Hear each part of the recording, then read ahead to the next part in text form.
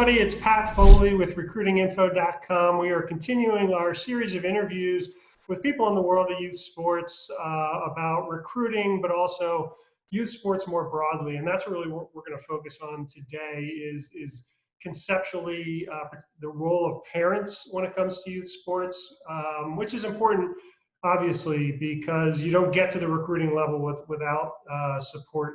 And that's usually, certainly in coaching, but also parents are a primary role in the development of an athlete.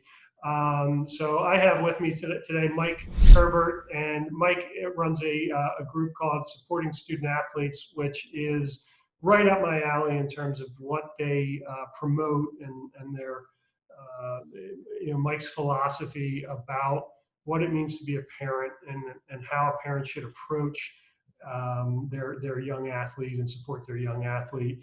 Mike's background is tremendous. He's got a bachelor's, master's, and PhD in recruiting and instruction of health. So an expert in this field, very much so. So, Mike, thank you for taking the time to join us. Why don't you flesh out your background a little bit more, and then talk about what you're working on now and supporting student athletes. Sure. And thanks for having me, Pat. This is great. I'm excited to talk to you today. Yep. So I went to college to be a PE teacher and a coach. And as I furthered my education, I thought I want to get into college coaching. So I went and got my master's degree at Humboldt State, and then thought, well, maybe I want to teach maybe at the college level. So I decided to go to New Mexico and get my PhD. And I missed that painting behind you was done in New Mexico, right? Oh, is it? Behind me, beautiful. Yeah. It's beautiful. Yeah. Yeah. So when I got there and I started getting into the PhD work, I missed coaching. Hmm. So I coached some high school, and I did high school and college all the way through. And actually, where I'm at now, I'm at Southwestern Oregon Community College. I'm athletic director, and it's a small college. I coached here for 7 years, but I get to teach. I get to do both. I teach part-time for Southern Oregon University, and really my background is in teaching people how to teach, the art and the science, the pedagogy of teaching people how to teach. So when people ask me, well, what do you do? I said, well, I can teach you how to teach PE. I can teach you how to coach. You can't just go do it. I know a lot of people volunteer and they want to do it and they have a background maybe in playing, but there is an art and a science to doing it. So what I try and do is help people learn how to teach PE, learn how to, coach and be effective. And what I started to see now that I've got kids is I've started to see the parent side of it. So I do coaching clinics for parents, but I also do parent clinics. So I go to the high school, I meet with parents, I talk to them about what their role is. And that's really what the Facebook page is trying to do, is trying to get things out there, tips, hints, ideas to get us to think about our own thinking. As a parent, it's a tough job, and there's no book. You're winging it. You're Right. winging it every day. So Yep. what I'm trying to do is help give some perspective to parents. I'm trying to challenge parents to think about what they're doing, why they're doing it, and that's what the page is for. And really, you have a choice, right? As a parent, you could coach, you could volunteer and officiate, or you can be a parent. And I've done both. I've coached my kids, and if you have a choice, I would not do it. Don't ever do it. Be a parent. A parent is way more fun than trying to be a volunteer coach. So all I'm trying to do is talk to parents, get parents to think about what they're doing and why they're doing it, and maybe give them some ideas to help them be a better parent and support their kid. I think a lot of times we think we're supporting them. We're telling them to shoot it and pass it and yelling at them to play defense during a game, but it's really not helping. That's not helpful. No one likes to be yelled at. If I came to your job and yelled at you while you were giving a presentation, that's not helpful. So that's all I'm trying to do with the website, is to get that awareness out there and get people thinking. That's great. I've been on all sides of it as well. I coached at a very low level. It was youth soccer as a coach who has no idea how to coach youth soccer, but I could steer a kindergartner around a field. Sure. And then as an administrator of a big program, and as a parent, and my wife is a coach, and still still actively coaches. So I absolutely know what you mean on all sides of this. And I mean, it's like everything else when you have some people are just incorrigible and they're never going to be good, you know, Yeah. as parents, either on the sideline or in their interactions with kids. But a lot of people, I think, they can improve and they want to improve, and they just need they need that kind of guidance is you know, as to what is the ideal role of a parent in this environment of the players, the coaching staff, and the parents are the three key elements. And then I guess we'd say refs is another Yeah. element that can mix things up. But the parents, the athlete, and the coaches are really key. So, Yeah. you know, when you're presenting this concept, what are the key elements that you're touching on? So what does make a good parent? Well, the main part for me is the communication. And I call it the triangle of communication, because like you just said, you've got the child, the student athlete, right? You've got the parents, and then you have the coaches. I'll leave the officials out because you know there's not a lot of communication. Well, there shouldn't be a lot of communication with officials. But if the parents and the coaches are not on the same page, then you're going to have a problem, right? It happens in every household where a child goes ask mom for something, she says no, and then the kid goes and asks dad, and hopefully they don't talk, right? So what'll happen is the kid will go home and say, well, coach doesn't like me because he's not playing me. And the parent has a choice then at that point to either say, yeah, you're right, that coach doesn't know what they're doing, you know, blah, blah, blah. And now that puts the kid in the middle of this triangle. Instead of telling the kid, no, you don't know what you're talking about, let's talk to coach. Let's Right. all be on the same page so we know what our expectations are. So coaches can't be afraid of talking to parents, and parents need to, and it's a fine line, need to be able to talk to coaches, but they need to do it appropriately. My oldest son, his first or second year playing baseball, he had a coach who moved him from the #1 hitting spot to like the 8th. And he was upset and crying. And I mean, my son was probably 8 or 9 years old. And he's upset about it. And I said, go talk to coach. Mhm. What? Go talk to him. Find out why he moved you. Ask him. You have the right to ask him. Now, while that was about to happen the next day, I messaged the coach and said, hey, heads up, my son has a question for you. I want no part of it. I would like you to talk to, he's going to come to you and approach you. So the adults talk, right? I mean, he's 8, 9, 10 years old. I can't let him do it solely on his own. I need to help a little bit, but I can't run to the coach and say, well, son, I'll go talk to him. I'll explain to him what's going on, figure out what the deal is. No, I need to let him have that communication. So that triangle of communication is very, very important, regardless of if you agree or disagree with the coach. Right. And I'll be honest. I mean, my background is in basketball, right? I mean, there are not very many times in youth basketball that I'm not in a gym where I probably know more about the game than my son's coach. Like, that's going to happen. But I have to let that play out. Other people are going to do things differently than me, and that's totally fine. My son will be fine. He will still grow up and be a good little basketball player, a good little athlete. That's fine. I need to know my role and stay out of it, even though I have that background. Well, it's a key concept to get across to a child is the idea of self-advocating, because it starts at the young age of being able to say, hey, hey, coach, I was wondering why I got moved down to the 8th spot, and it may not lead to anything, or it may be, he may get a great answer from the coach. I want you to work on this, or it actually had nothing to do with you. It was because of this. It may be any number of things, or it may be that coach is not a great coach. And that's something that a child needs to learn too, because not all some coaches have different styles. Some coaches are yahoos. They're just, they're not that good. The child needs to learn that that's like losing a game. Sometimes it doesn't go your way. And then the idea of self-advocating, I think, is important, not just when they're young, but as they get into the recruiting age, it takes on a whole different thing, because the parent is, very involved in the beginning of as a child's a freshman in high school and is sort of giving ideas of where the child should be looking and quarterbacking things to a certain extent. But ultimately, the child needs to step into the process when they're dealing with the recruiting and say, the coach doesn't want to hear from the parents. The college coach certainly doesn't want to hear from the parents. They want to hear from the child. So you're teaching an 8-year-old skills that, will carry through much later. Yeah. Well, and it's funny that you said that, because that's what you're hoping you're doing, right? You're trying to prepare them for later on in life.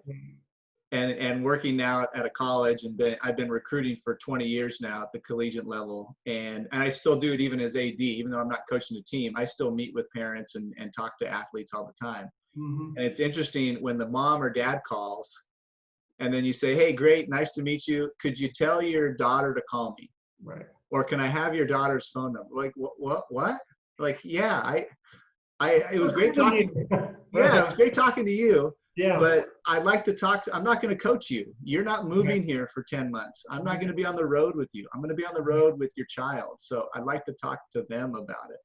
Yeah. So that, trying to encourage that triangle of communication where we're all supporting each other. Again, even if we don't, like you said, some coaches are yahoos. Right. I still have to be on the same page. I can't badmouth my kid's coach to my kid. Right. And my coach shouldn't be bad-mouthing me to my child. Right. So we can agree to disagree. It's like an assistant coach, right? You can agree to it's like a relationship with your spouse. Your kids don't know you argue. You're on the same page. Right. I'm not going to disagree with my wife in front of my kids. That's a bad relation. That's not the right way to handle that stuff. So that to me is one of the keys to it. I think the next step is how we're defining success.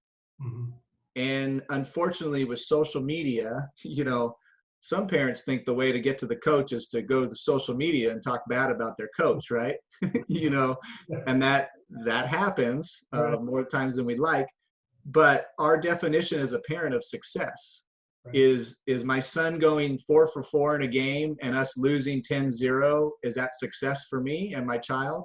Or we won 10-0 and my child went 0 for 4 in the game? What's my definition of success? And unfortunately, right now, I think in our culture, if our child is successful at athletics, then we as a parent think, I'm a successful dad. Right. I'm doing something right. Right. It's living through the child is one of the biggest things that you see. The biggest bad outcomes or bad mojo. When you see that happening, it's never good. Right. And that's one of I think the light bulbs when I talk to parents, when I tell them, hey, if your child is not very good and they're on the bench or they get cut, that doesn't mean you're a bad parent. Right. And there's a lot of parents who've never heard that. Right?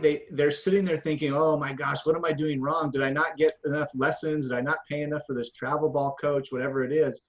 And it was like, no, your kid's a great kid. Right. They're just not a very good athlete. Like I mean, LeBron James didn't go to some special training to make him LeBron James. He was born as LeBron James, right? I mean, there was no fancy drill that he did that all of a sudden he became a good player. I mean, that to me, trying to let parents know that it's okay if your kid is not an athlete. Yep. It really is okay. I am a big believer of the positive impact of youth sports backed by data. And what the data says is not, what the data says is that participation in youth sports and extracurricular activities, so it doesn't have to be youth sports, it's basically that a child is engaged outside of the schoolroom. It leads to positive outcomes. Very, dramatic. Multiple studies show that this is the case. What the studies don't show is that if your child starts at first base, they have dramatic positive outcomes. No, it's all of the process that goes along with it. It's interacting with people. It's losing to win and to lose. Taking instruction from a coach, or could be an art teacher, it could be anything. It is just another level of teaching and learning is what sports is, and all of that has nothing to do with the W's or the L's. It's all the process. it's a sports is just one big teachable moment as far as I'm concerned. Yeah, I agree. And I think that trying to make sure parents understand that, because there's stigmas, right? I mean, when high schools are promoting things, they're promoting the sports. Right. They're not necessarily promoting the dance team or the art group or the band. That's not as heavily promoted, because in our society, it's not as seen as important.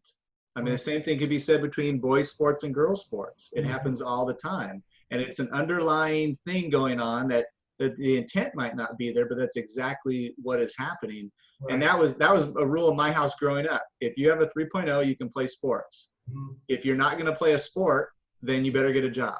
Mm-hmm. Or you can get into an extracurricular activity. You can go to band, you can go to dance, you can do whatever, theater, whatever it is, but you're doing something after school. You're not just coming home and sitting around. And that's what you're saying, is it's so important to continue to do those things and find your niche, where some kids, unfortunately, early on, it's like a 80% dropout rate by the time they're in the 7th or 8th grade. Right. They don't want to play sports or do anything anymore because they weren't good at it. And that's really disconcerting on two levels. Because again, I've made my living in competitive athletics. Mm-hmm. So I want to win. I absolutely want to win. But like you said, that's not how you define success necessarily. But at early youth sports, that's unfortunately how people define youth sports. It's based on winning and losing and not fundamental development. Right. So if you're a high school coach in any town in America, your goal with your youth sports programs should be, I joke about this, but I'll use this term, it should be a socialist mentality. Mm-hmm. Everyone is playing, everyone's participating, everyone's playing every single position. Mm-hmm. Do not get pigeonholed. I want everyone to develop all the way up to through 7th, 8th grade, and then 9th grade. Then as a high school varsity coach, I can start to develop where you should be going. Because if you're developing that too early, kids drop out, they quit, they don't like it. All of a sudden, I was always playing, first base, and now I'm not. And now I don't know how to play any other position. Well, even multiple sports. I mean, that's also a thing that, I think parents get into too soon. It's this like IMG model. They're gonna put the 10,000 hours in this one sport. But there's two risks to that. One is the physical burnout. That if you're doing one thing very, very repetitively, you're more prone to injury. And then the other is the mental burnout. You come to hate the game, and then and especially the idea of doing this at grade school, where there's just no correlation between the grade school, early grade school player and the later player that they may or may not be. Yeah. It's just crazy. Well, the U.S. soccer is a great example, right? And the men's side, who have not been very successful, but the women's side has been very successful. Well, what's the difference? The difference is we teach young women and coach young women differently than we coach young men. Mm-hmm. Those young men are in the IMG model, and we're just pulling them out and train. Where the women are, it's socialist. Everybody's playing, everybody's active. We're involved. We're having a good time. We're having fun. They're building that model. So then more want to play. More athletes want to play. If you create that environment where people want to be there, then you can grow it to be successful. That winning will come. That's what I did when I got the job here as a women's basketball coach.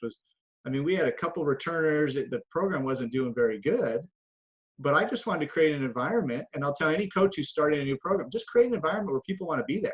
Mm-hmm. Because you're not going to win right away. It's just not going to happen at any college level.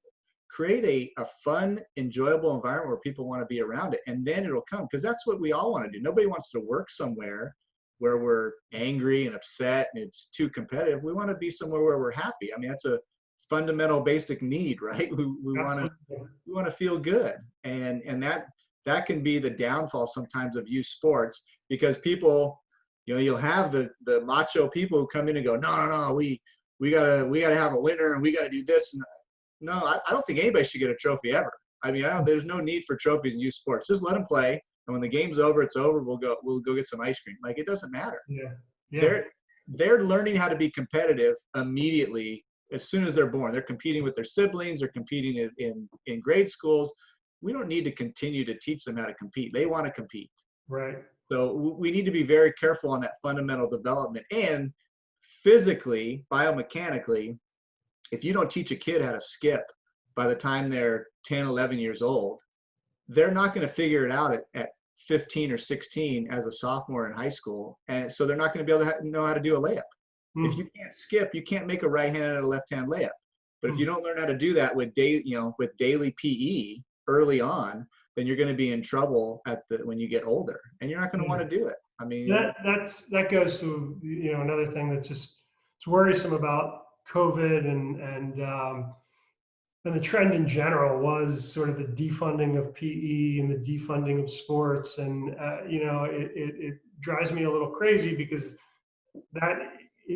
it's sort of seen as I'll use the word extracurricular, outside of the curriculum. It should be considered inside of the curriculum. It is fundamental to the learning process to, engage physically, whether it is at the most simple level or at the very elite level.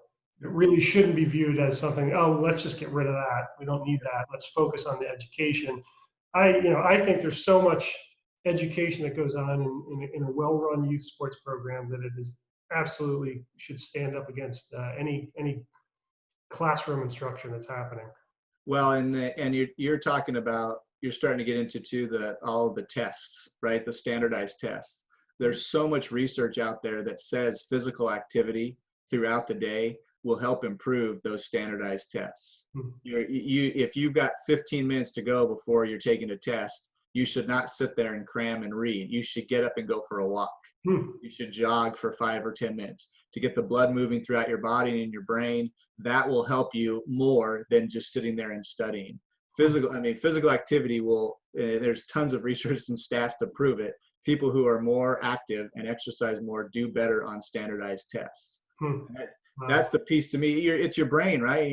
But your whole body, you need your whole body to run your brain. So we've got to get kids active and moving around. But that's what we've done, the same thing with wood shop and home economics and classes like that, right? Those are the low-hanging fruit. We got to cut some budget. Let's just get rid of those things. And now what do we see in America? We see a lack of tradespeople. We see a lack of people out there who can hammer a nail and do stuff like that we need those individuals. And again, I'm somebody with 3 degrees, but I also understand some kids don't want to go to college, and that's fine. So we have to have these avenues for them to go and do something else that they find interest in and they want to find a career in. If we don't provide those opportunities, they're never going to know that they exist, right? I mean, if nobody tells you can do something, you don't know that that's there. So what is happening with your programs and COVID? I assume, are you totally virtual, and what's going on with sports at your school? Our academically, our general ed classes are all online, but our career tech stuff, welding, fire science, culinary, are face-to-face. Our athletics was able to come in this fall term. We're on trimesters, so they were here fall term, moved into housing. I'd say we had about 85% of our athletes here. So they got to train for about 6 or 7 weeks. We had golf got to compete in one event. Softball got to had a home scrimmage that they were able to do. We're hopeful that in January, everybody will come back. We'll do a 14-day quarantine and we'll actually get to go again. But the state of Oregon, we have the governor's guidance as well, considering basketball and wrestling, high contact. So they got to, work out, but wrestling and basketball didn't really do anything live in the fall. So our hope is we'll be able to do that January through June and move our conference dates back. But, who knows? Without a vaccine, who knows?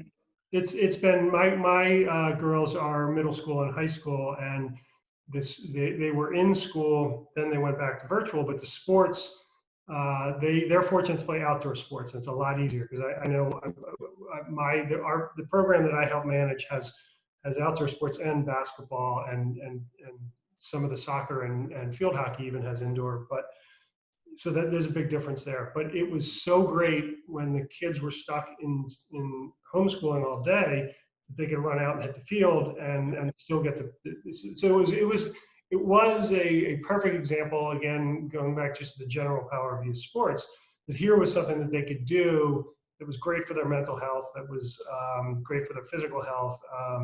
Unfortunately, now we're getting to the point where it's going to be harder because of indoor. Yeah.